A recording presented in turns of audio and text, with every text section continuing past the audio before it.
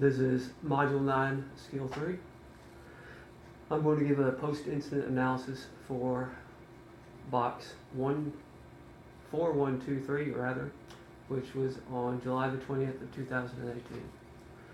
The call was dispatched at 0154. Units were en route at 157, and the first arriving was at 2 o'clock. Engine 4's size up was that they advised seeing heavy fire while en route. Upon their arrival, Engine 4 reported a commercial structure approximately 200 by 50 with heavy fire venting from the roof. Engine 4 established command and advised they would be establishing defensive operations. For a detailed description of the event, Engine 4 arrived on scene to find a fire in the electrical panel on the outside of the building on site Charlie. Engine 4 did a 360 of the building and found fire and smoke heavily venting from the roof of the building. Engine 4 requested a second alarm. Battalion 1 arrived and assumed command. Command utilized Engines 4, 3, Engine 2, and Truck 4 in establishing aerial operations in a defensive posture.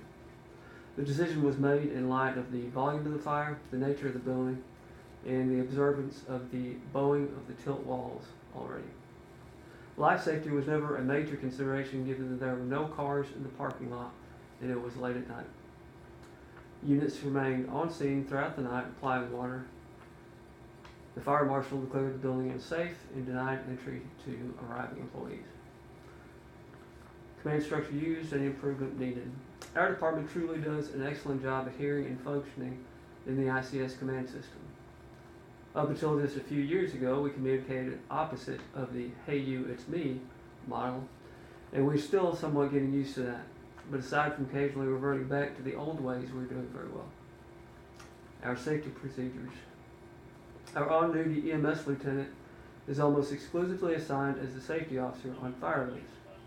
During this call, he was on scene only shortly after the first in units and noticed the bowing of some exterior walls.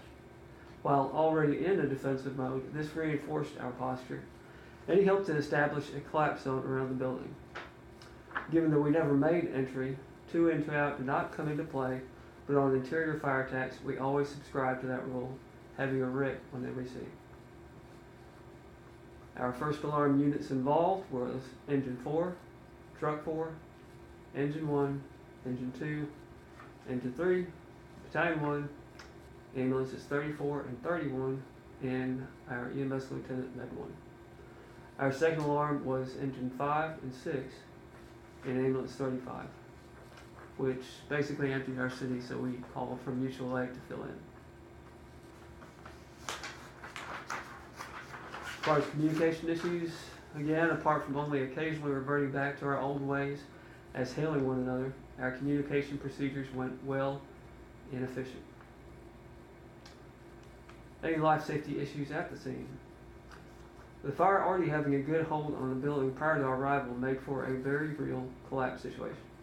Luckily, the headway that the fire was recognized early and the proper tactics were employed. However, one company was assigned to force entry on some rear loading docks during the incident, which was unnecessary to a building which should have already been written off. There was no reason to put them in the collapse zone. Critique of operations. The fire was safely and efficiently handled. A second alarm was called early and several water supplies were established. Given the amount and type of fuel burning, again, there was a significant collapse potential.